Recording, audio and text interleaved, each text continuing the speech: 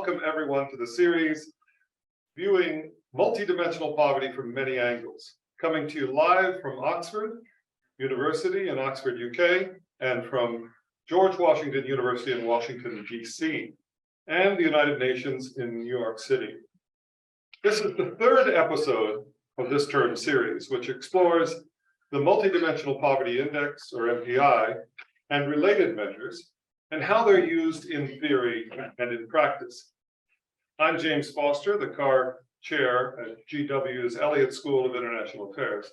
But today I'm particularly emphasizing my second academic affiliation as research associate at the Oxford Poverty and Human Development Initiative, or OPHI, in the Department of International Development of Oxford University.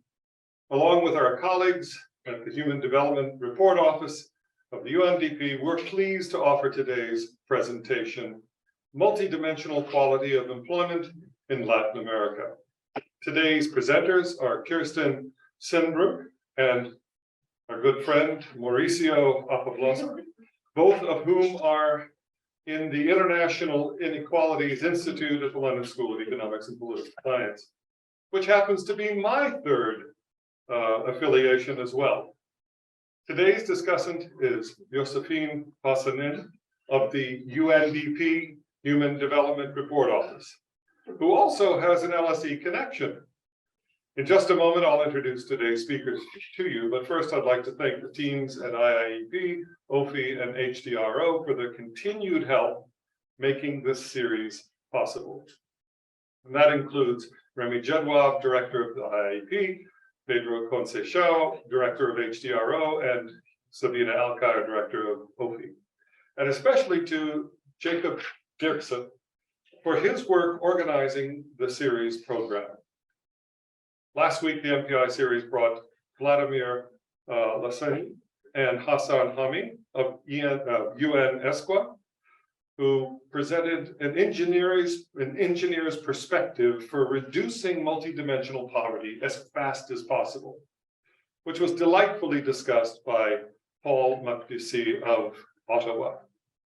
And next week in the series, Nikolai Supa of the Barcelona and OPHI will present Multidimensional Poverty in Europe, a longitudinal perspective, with discussion by Philippe Van Kerm of Luxembourg. Please join us then, but if you happen to miss an event, you can always catch reruns at the YouTube channel IIEP-GW. Now for today's speakers. Kirsten Sehnbruch is a global professor of the British Academy and a distinguished policy fellow in the International Inequalities Institute, the LSE. Before returning to the UK, she spent many years in Chile, where I first met her, and before that was senior lecturer at Berkeley. It was a British Academy professorship that brought her to the International Inequalities Institute at the LSE to study the quality of employment through the conceptual lens of the capability approach and the measurement lens of the AF approach. Her early pioneering work on quality, labor quality, quality of jobs, quality of employment, has morphed into discussions of employment deprivations, with the goal of helping governments and international organizations create policies and regulations that target the most vulnerable workers, thereby transforming employment conditions. She will provide most of today's presentation. Mauricio Apablaza is Director of Research at the School of Government at the Universidad del Desaollo in Chile. He's a research associate of OPHI and visiting fellow at the International Inequalities Institute at the LSE. This is becoming, repetitive. I apologize for the repetition. Where his office is my office, as it turns out. Just across the room is his desk. He's the president of the Chilean Commission for Quality of Employment and a former member of the Chilean Commission of Experts on Informal Labor, and currently directs the CPIM program in Chile. If his name has a familiar ring to folks around here, it might be because he was previously research officer and outreach coordinator at OPHI. Wow. His role today will be to respond to questions. So get some really good questions for him, if you would. Josefin Pasanen is research and partnership specialist at the HDRO, and previously was head of capacity building at the Latin American and Caribbean office in Chile, another theme we will see here, of JPAL. With her training in local economic development from the LSE, she connects with governments, NGOs, and private sector partners to create state capacity and achieve tangible development results. Before the HDRO, Josefin worked at the Swedish Agency for Public Management and the Institute for the Evaluation of Labor Market and Education Policy.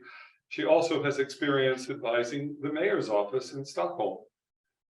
Thank you all for being here. This is a topic of special interest to me. Early on, I realized that the MPI framework could be usefully applied to a variety of different topics. So when the Inter-American Development Bank came to me with a measurement challenge in 2016, how to measure employment conditions in Latin America, I applied my intentional measurement framework to their question. What are you trying to measure? Okay, what are the basic characteristics you need to accomplish? What is the purpose? All of these things, put it together, and out popped the so-called Better Jobs Index of the Inter-American Development Bank, which included 4 variables. Are you in the labor force? Are you employed? If you're employed, do you have a formal job? And do you have a living wage? Very basic qualitative variables. It can be seen and found online, and you can play with it interactively. It's a good lot of fun. I hope that basic example has proved useful for Kirsten's ongoing effort in this area. So Kirsten, the floor is yours. Thank you very much. Thank you so much, James. And thank you so much to OPHI. Thank you to all of you for coming. So thank you again. Thank you, OPHI. Thank you, James, for that wonderful introduction. Thank you to the UNDP and HDRO office. And thank you, Josefin, for agreeing to discuss our work. And thank you to my wonderful co-author, Mauricio Apablaza, who has been with me on this topic for many, many years and is still sticking with it. And we have made a lot of progress. But I just want to very quickly emphasize that behind all of this work that I'm going to be presenting today is quite a large team of researchers. So all of them get credit for the work I'm about to present. And before I do start presenting, I'm going to be relatively quick because what I'm going to do is I'm going to try and present a broad overview of the work that we have been doing rather than a single specific paper. So I'm going to use one paper from Latin America to very briefly illustrate how we can measure cumulative deprivations in a labor market. And then I'll draw on several examples that actually come from other papers before discussing where this work is going and how we can progress going forwards. Now, to start with, again, I have to thank OPHI and the UNDP and the whole MPI team over the years for all their work, because really, when I started working on this topic in the late 1990s, this was a closed door and nobody understood the concept of multidimensionality very well. Talking about multidimensional employment was, or employment characteristics was at the time really something that came from a different planet. And of course, OPHI's work in the past few years has really helped us advance in this field, because you've opened doors for us, which we have subsequently been able to sort of push against and push against and push against. And that has changed the way governments think about, of course, multidimensional poverty, multidimensional indicators, how to use these indicators for public policy making. And that's really helped us tremendously along the way. I'm going to give you a little bit of context, moving from the sort of most general down to the more specific. Job quality, of course, has been around as a topic for many, many decades, since the 1950s, the 1960s, and so on. And over the years, there have been many discussions about how to measure it, how do we define it, how do we conceptualize it. All of this we have summed up in other papers, but I just want to sort of step back and discuss the following. So one of the things I'm going to highlight today from this work is that there is a very strong connection between job quality and employment on the one hand, and welfare states and social security systems, social policy on the other. Now, while books that discuss welfare states and welfare state models all refer to employment, in fact, they discuss welfare states as a form of decommodifying the labor force, they don't specifically think about the conditions of the labor market, because also partly at the time when they were written, labor markets hadn't yet been as deregulated, there hadn't been as much change, and so on. So the original work really isn't that specific about what kind of jobs are we talking about, but it does recognize the importance of employment. However, even the more recent literature, I put sort of two handbooks up here. One is the Oxford Handbook of the Welfare State, and the other one is the Oxford Handbook of Job Quality. What's interesting about this more recent literature is there's no connection either, really.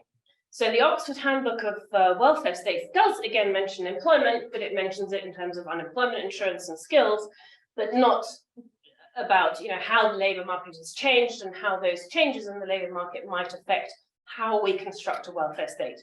And vice versa, the Oxford Handbook on Job Quality doesn't really connect with the idea of social policy and welfare states and how they might interact. And even the most recent publications that talk about the welfare state don't really engage with this topic. So this is partly where I'm coming from. And the other area that I'm coming from is a lot of work that we've done, mostly in the case of Chile, where we have access to excellent data, excellent administrative data, and where I've been working with Rafael Carranza, who is also in this room here today. We've done a lot of work, for example, on the Chilean unemployment insurance system, because it provides us with admin data that allows us to track people's moves in the labor markets between employment, unemployment, and particularly when they are employed, under what conditions they are employed.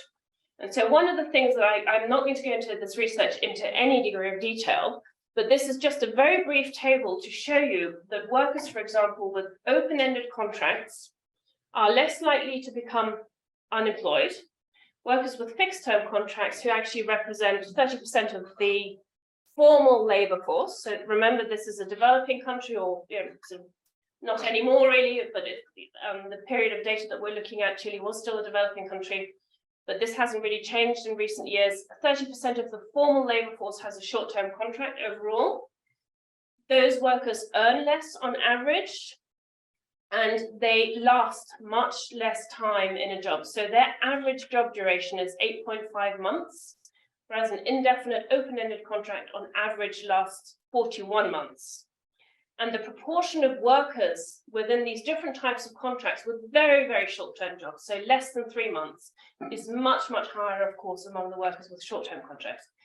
This has implications for the system as a whole, and the end result is that workers with short-term contracts who have lower wages and are much more likely to become unemployed are not going to be covered by the unemployment insurance system, because the probability of them meeting the conditions under which you can then receive benefits are very low.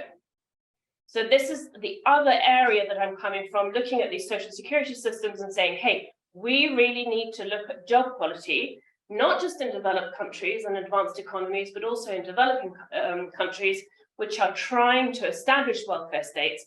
Because if we don't take this into account, then we are building houses on sand, really, rather than on a solid foundation.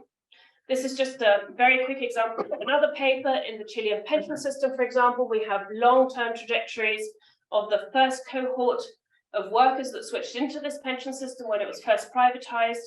You can do a wonderful sequencing analysis, and that shows you that workers only contribute to the pension system over 50% of their working life. Now, these are the older workers who joined the system in 1982, whose employment conditions were significantly more stable than today's current workforce. So that's where we're coming from. As you all know, at OPHI and at the UNDP, measures are important. They sum up complex phenomena in nice variables that can change the way we look at socioeconomic development. And my original starting point was, given this context about the importance of how jobs work out in the development scenario, my original frustration was with the unemployment rate, in the same way that poverty measures originally were quite frustrated with GDP per capita levels. And so I took this quote from Ulhaf, which is very famous. We need another measure with the same level of vulgarity as GDP, and applied it to the labor markets. And basically my conclusion is we need a measure of what is going on in labor markets that is more sophisticated than the unemployment rate, which in particular in developing countries is quite meaningless often. Now, James already mentioned the indicator that he produced for the Inter-American Development Bank. This is just a very brief summary of a slide of the indicators or attempts that have been put forward by different institutions to get to grips with this concept. The ILO really launched it in 1999 with their concept of decent work, but never really conceptualized or measured this with any specific data. And if it took me 3 days once of interviewing people inside the ILO in Geneva to find the one person who could give me the list of 71 indicators that they consider to be decent work indicators. The European Union at the same time has also over time developed this idea that we need to measure job quality. They actually also developed a survey for it, the European Working Conditions Survey, and produced indicators in 2012, a dashboard of indicators. The SDGs, of course, came out and incorporated decent work, which was a big step forward and actually also helped this whole process. That it was recognized as an important goal. That was in 2015. The EU funded the OECD to develop an index of job quality. That was in 2014. Again, a dashboard, macro variables. An important step in the way because it provided a kind of consensus about which dimensions are important and which aren't in the more developed world. UNDP did a report on employment in 2015. And the IBD did the first index that was actually, well, what was so beautiful about this report and that helped us immensely is that it was the first synthetic indicator of job quality from an international institution. So one of the battles between institutions, of course, is always that some institutions argue that this should not be a synthetic indicator and others argue that it should. We published our first report on Latin America in 2020, just an academic study. We're now replicating that study with a bigger database, both in terms of the number of countries and also the time series data we can use with CEPAL in Santiago, and that will be out soon. So replicating the index, the methodology, and seeing which variables we can draw from each country. And more recently, the World Bank has published a working paper that replicates our 2020 methodology and applies it to 40 countries, 40 developing countries, with World Bank poverty cutoffs as one of their dimensions. So I'm going to show you one slide now, I think, which I hope will summarize why this is so important. And we'll also situate this debate a little bit in the context of the international institutions. I hope you can sort of see this. The most important bars I want you to look at here are the red and orange components of each bar. So we've got 2 years for each country across Latin America. The red and orange bars are formal employment in the labor market. And the blue segment of the bars are people who are in the informal labor market but have good jobs, and the grey bars are people who are in the formal labor market and have good jobs. So the key issue here to look at is that inside the formal sector, there is a very large percentage of jobs that is precarious, that is not good. In the more advanced economies in Latin America, that proportion is bigger, but also the proportion of informal jobs that is considered good quality is also increasing. So I will come to the methodology in terms of how we calculated this, but I just wanted to show you the snapshot to show that the traditional dichotomy of looking at workers through a lens of formality versus informality does not really work anymore in a modern labor market, which has been deregulated, and where many formal jobs are really quite precarious in terms of their specific conditions. And I showed you what those conditions look like with the data from the Chilean unemployment insurance system. Since we're at OPHI and the UNDP, I don't really need to explain this. These multidimensional indicators help us compare workers. This is a very basic thing. Every time I talk to a policymaker, I show them this little table and say, okay, you've got these three workers with different employment conditions. Tell me who is more deprived. And they look at me with a big question mark on their face and go, oh, I've never thought about it that way.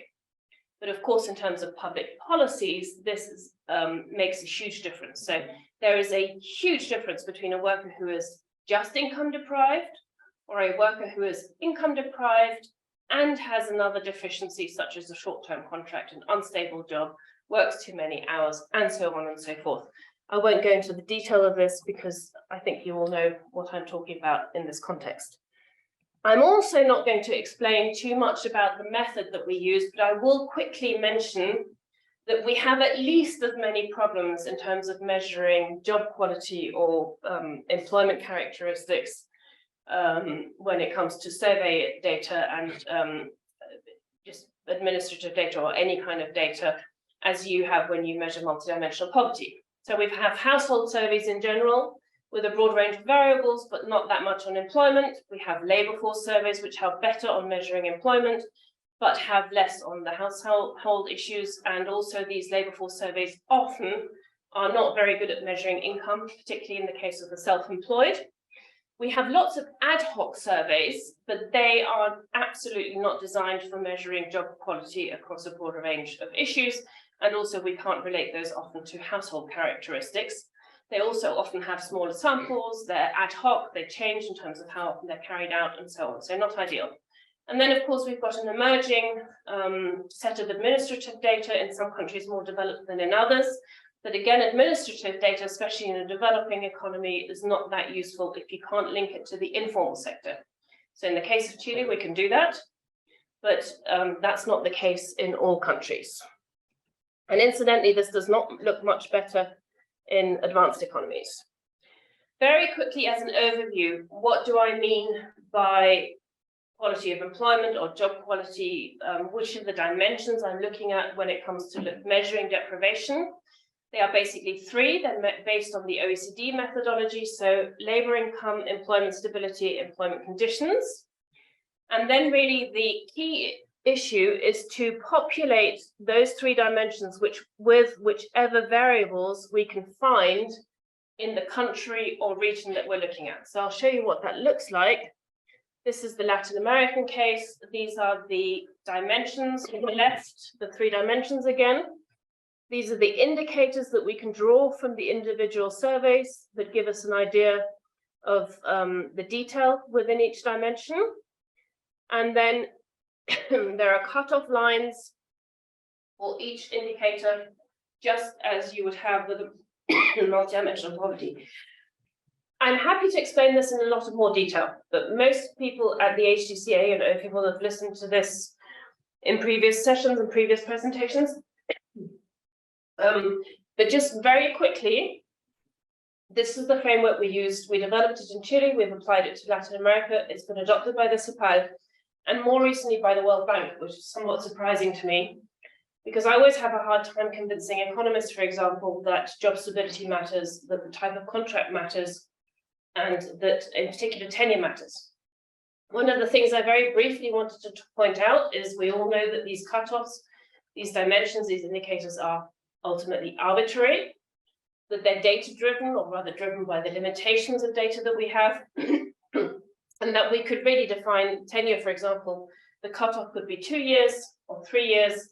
The reason why we chose 3 years, just as an example, 3 years in Latin America, is related to the fact that you have a labor market regulation that provides severance pay, and you have to have accumulated at least 3 years of severance pay in order to survive a period of unemployment.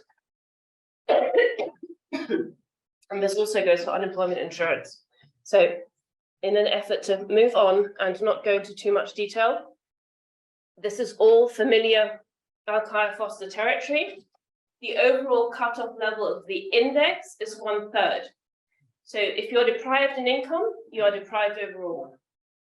But if you're just deprived in one of the other variables, so let's say, for example, you are self-employed, you're contributing to health insurance, you've been self-employed for a long time, you would not necessarily, by definition, be deprived, even though other methods of counting would consider you to be informally employed. And in fact, in most developing countries, if you're self-employed, you have no access to formal structures of any kind. So normally that would be an issue of deprivation.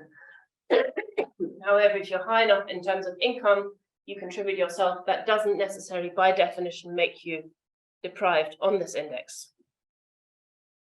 Of course, as with the MPI, we adapt this methodology to the data availability, to the circumstances of each country, and I will show you some examples of this. And we try to capture regulatory changes in the labour market because they really, really matter. The Alkire-Foster method is applied as per usual, so a headcount ratio, an intensity of deprivation A, and the final index MO, so that's all familiar territory. This is what a dashboard of results looks like for individual Latin American countries. The red marked cells are the ones where people are most deprived in that particular country in that indicator, and the green cells are the better scenarios in Latin America. I will leave you with this presentation. I'm not going to go into the detail. You can look at it as much afterwards and also write to me with questions. The overall index results H, A, and MO are also roughly where you would expect them to be.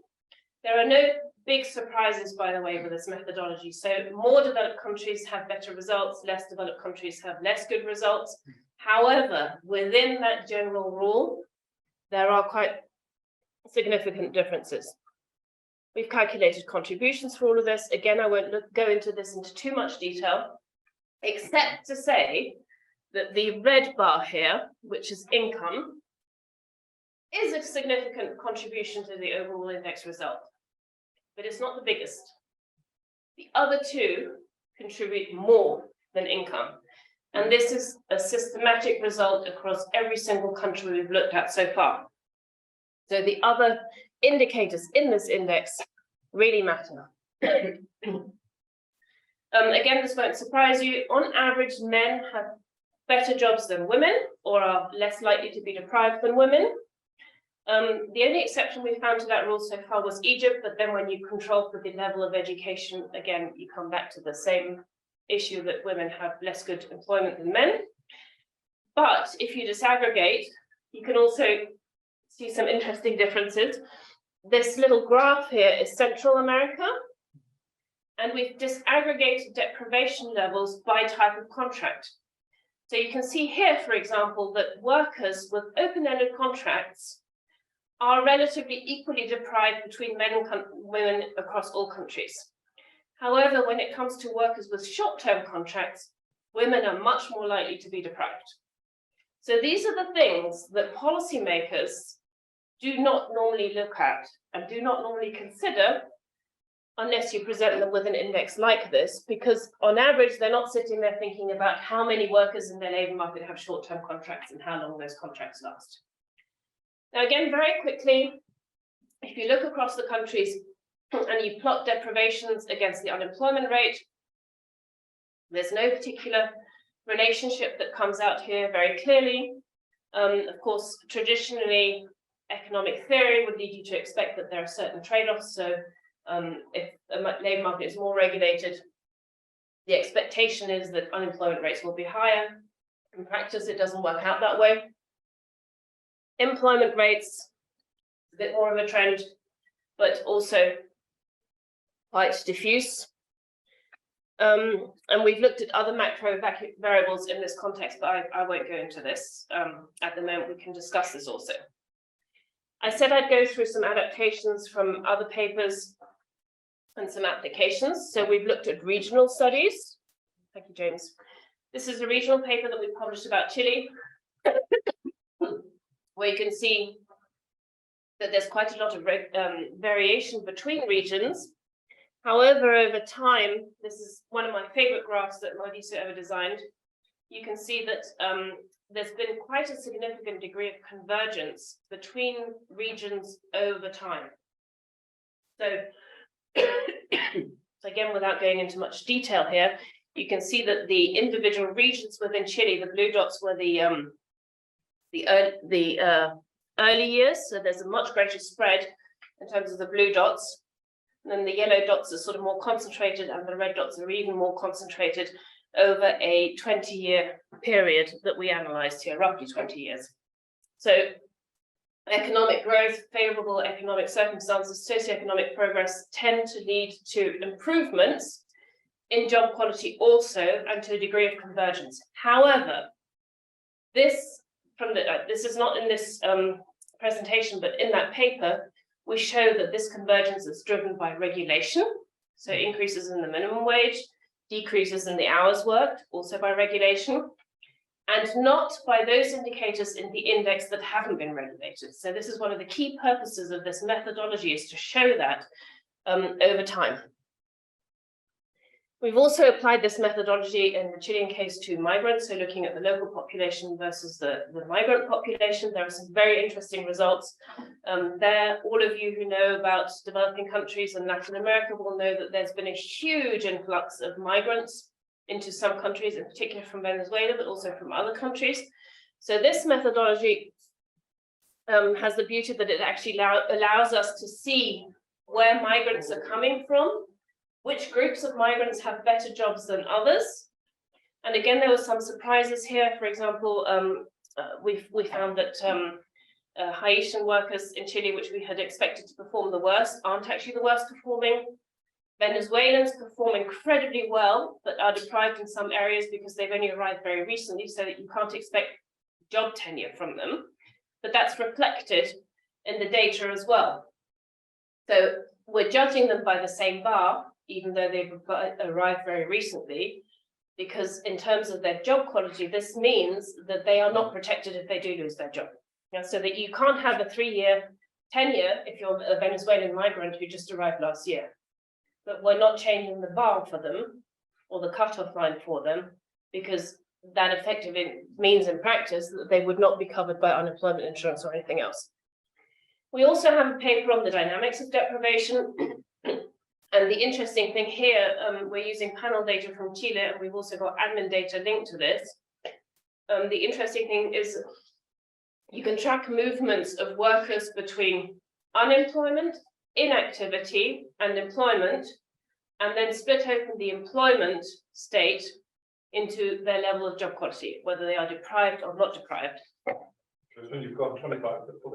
Okay, I'm not going to go into the details. I'm just going to go into the findings of that paper very quickly to sum them up. Workers with bad jobs get stuck in bad jobs. They find it very difficult to transition into good jobs. They are more likely to transition into inactivity or unemployment. And this is all especially true for women. And the likelihood of finding a good job after having been unemployed or inactive is also very low. Again, especially for women. We can, in all of the data, we can also see that economic crises have an impact. The Great Recession in this case, in the Chilean paper, we can see that this affects job quality overall. And all the findings point to the idea that there's chronic deprivation in the labor markets, that it is nigh impossible to escape from.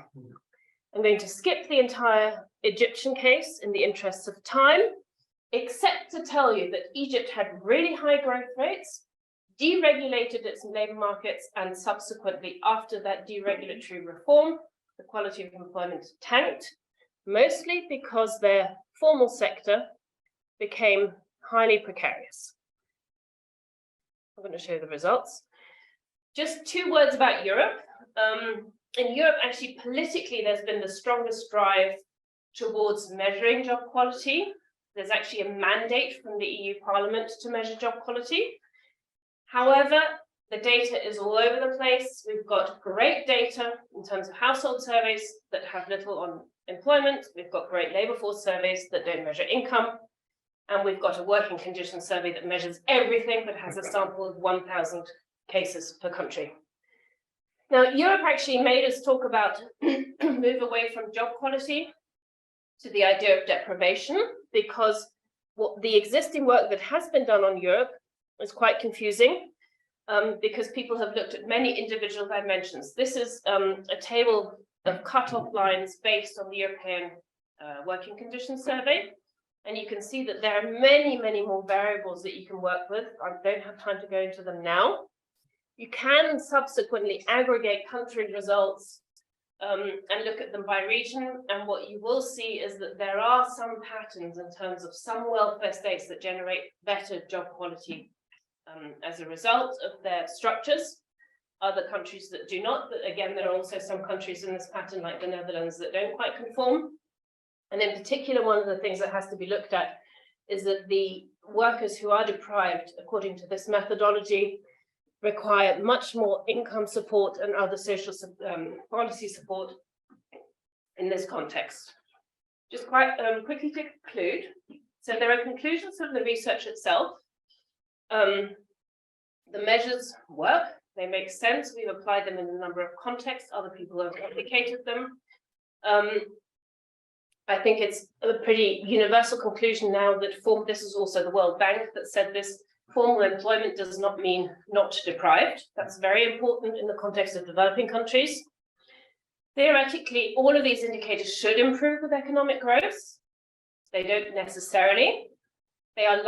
Conditions are likely to deteriorate as a result of economic crises, but in particular, regulatory changes drive job quality. So this is a really important conclusion that comes from every case study we've ever looked at. If you improve labor regulation, then jobs improve. Also, we can look at correlations. So, for example, we know workers who are unionized on average have better job quality than workers who are not. They also have higher job satisfaction and so on. I think we've highlighted why these measures help. I'm at OPHI and at the UNDP, so I don't need to explain the advantages of having a multidimensional measure. They're probably quite obvious to you. But the important thing is, I think, to send a political signal that focuses on these issues and that looks and monitors specifically those components of the index that we don't normally consider when we think about labor policy. We do need some help from multilateral development institutions, incidentally, to support better data generation on employment. That's really important going forwards. And also we can think about which policies support better jobs or not, but I think I'll leave that slide for the question and leave it up there for you to read. Great then. Leave it up to me. Thank you so much, Kirsten. So as you transition to the discussion, let's, hello, I'm here, don't worry about it. As you transition to the discussion, think of some questions over here in the audience, but also online audience. The Q&A function in online, folks, you can go ahead and put it in there. I'm going to turn it over to Josefin.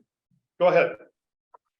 Thank you. Thank you very much, James. Thank you, Kirsten, for that excellent presentation. And hopefully these questions and comments will actually touch upon the things that you kind of didn't have the time to present, but hopefully we'll have some time now during the discussion to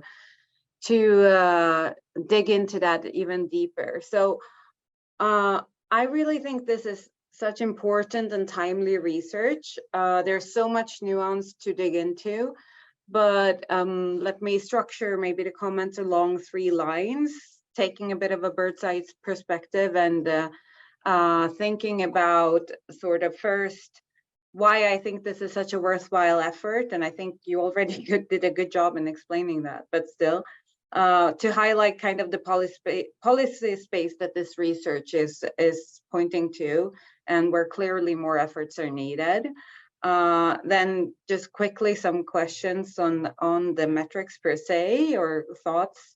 And then finally, just to kind of, let's say, circle it back to the human development approach. So from the Human Development Report Office, we were actually made aware of this kind of Kirsten and Mauricio's and colleagues' line of research a while ago, and will really like to encourage authors to continue their explorations, because as we have identified in the latest Human Development Report, and this is part of a lot of ongoing research, of course, we're undergoing very large transformations of our economies. So thinking of what constitutes decent work and arriving at sound metrics for job quality and deprivations in employment deprivations, as well as sort of understanding which workers are deprived and how, I think will become even more important as technological change is accelerating and sort of really changing the dynamics of the labor market. We also see changing power hierarchies in the labor markets across the world. And as Kirsten so eloquently said, as sort of developing countries are trying to establish welfare states in this context of changing, transforming labor markets, this is really, really important work to inform more nuanced policies. So I think they're really making a convincing argument for the need of new metrics that are capturing quality of employment in several dimensions.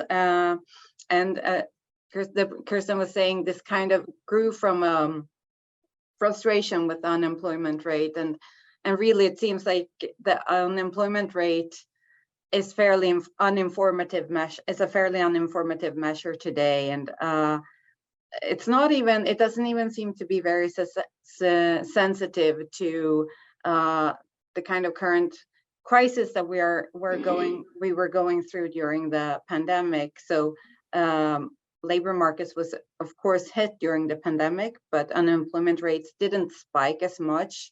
There was an increase, but perhaps not as significant as one would have expected. And of course, the unemployment rate fails to capture sort of informality and many other aspects, including care work and unpaid labor, as well as issues with kind of discouraged workers, for example, which may have been even stronger features of the pandemic impact on labor markets and then ultimately on workers. So also as we are looking through to kind of the post-pandemic world and looking towards 2030 and achieving the SDG agenda, it seems really, really timely that we have metrics that show a more nuanced approach to understanding labor markets and the situation of workers. So of course, the latest ILO report introduces a global jobs gap measure that is trying to get at sort of the discouraged workers idea that was coming out of the pandemic, trying to capture the sort of unmet need for employment, looking at also at those who want to work but are not actively searching for employment. And of course, there are a lot of other measures out there looking at informality and different aspects of time use surveys that try to get at care work and unpaid labor and other metrics that Kirsten was also presenting on the quality of jobs side. But it seems that at least for the more traditional metrics, it seems like the policy conclusions coming out of them are still to sort of push for formal employment as the one sort of silver bullet here. And I think this work that's been presenting really goes to show that formality is not enough, and it's not a guarantee for escaping deprivations, certainly not in developing countries where we have more lax labor market regulations, unequal power hierarchies, etc. But I would also argue that the same goes for labor market conditions in developed economies too. And Kirsten, I would be interested in Kirsten and authors' thoughts on the potential for these metrics to capture this in other contexts as well. And you were talking a little bit about the European context, but it would be interesting to hear more there, because if we are talking about employment deprivations, it doesn't seem obvious that they would only be confined to developing countries. I mean, just take the case of United States, where we see median hourly wages of American men are actually lower today than in the 1980s. And, or even more broadly, you know, the large transformations again of our economies and the labor markets that we're going through with accelerated digital transformation and explosion of gig workers, why sort of on-demand applications that can have kind of quite precarious working conditions for people, but even also for more highly educated workers on sort of systematic short-term consulting gigs and so on, which are not necessarily covered by the social insurance schemes that also Kirsten alluded to. So all this to say that overall, this sort of proliferation of non-decent work or employment deprivations can have really real impacts on inequalities, on poverty, etc., and on the labor market as a tool for social mobility, which I think Kirsten also kind of mentioned or alluded to. Now to the metrics, as Kirsten said, I mean, when constructing indices and in general measurements, there's always a discussion on which dimensions to include, right? And some of it has to be pragmatic and data-driven. And I think the authors do cover very important ground of what may constitute quality jobs, which are relevant to the macro trends that we're seeing in the labor market. But it would be interesting to hear more from them on sort of the decisions of these different dimensions, and more specifically what was also left out then, because for example, you're measuring affiliation to pension schemes, but perhaps not sort of broader social protection in terms of unemployment benefits, or which may be very relevant in an increasingly flexible job market with a lot of movement, gig works, and so on. There's, you know, parents and gender dimensions, so access to parental leave schemes, and all this sort of broader social insurance schemes that that sort of employment deprived workers might not have access to, or even fundamental rights in the labor market, rights such as the right to express your interest in via social dialogue and collective negotiations and so on. So yeah, anyways, it would be interesting to hear your thoughts on this. For example, I know the fair trade certification that I happened to study when I was doing research in Chile also considers things that such as safe and healthy working conditions, which could arguably be important for employment deprivation. So would be curious to hear also your thoughts on these types of standards and certifications that are trying to push for more decent jobs, and how this measure of multidimensional employment deprivations could help inform them. There's a lot of interesting subgroup analysis here. So on gender and migrants, I'm going to wrap up, but just a question also to be perhaps to consider if it would be possible to look at these sector-wise, and because different sectors may have different types of employment deprivations and different, especially in a country like Chile, which is heavily reliant on the agricultural production and work in agricultural production, for example, with seasonal workers, etc.